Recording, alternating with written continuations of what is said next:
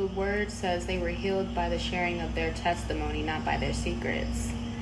And when I was in an abusive relationship with a narcissist, it was my shame and my guilt that kept me silent for a very long time. Guilt around the fact that I'm a certain age and I should know better. I was disappointed in myself for not listening to myself, and I was doing a lot of self-judgment and self-criticism, which kept me in bondage in a toxic environment.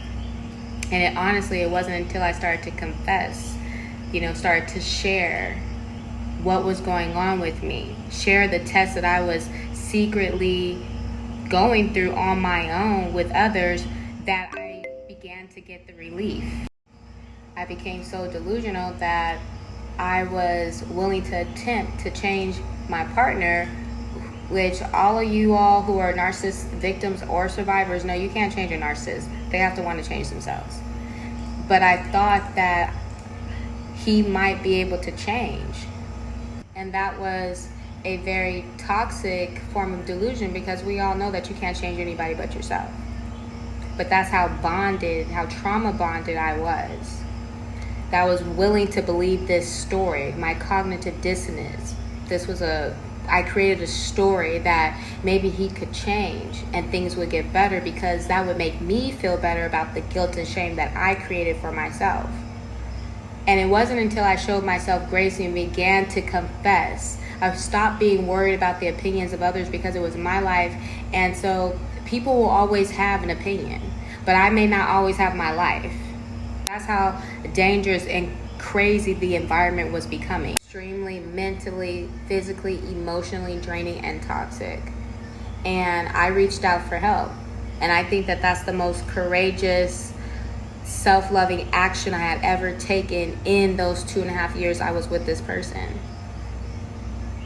Was standing up for myself and saying, you know what, I might need help to get out of this environment, this relationship. And I reached out to a coach, and we created an exit plan. And I'm so proud of myself for believing in myself enough to know that I did not deserve what that man was doing to me, to know that I deserve a safe love with a healthy partner.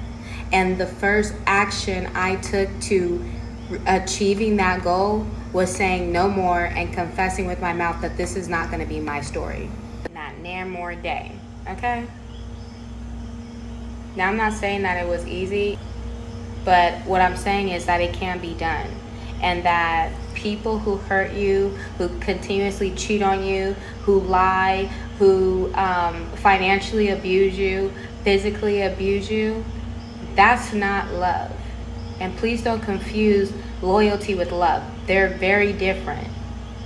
And if you need to know what love is, there's a scripture in the Bible in either 1st or 2nd Corinthians, I believe it's 1st Corinthians, that illustrates what love is.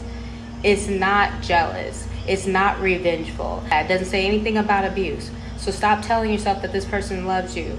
They don't. And so now that we're clear on the fact that they don't love you, please know that what it is you're being loyal, the other L. You're being loyal to what? To a predator. You're being loyal to a narcissist. You're being loyal to an abuser. You're being loyal to trauma.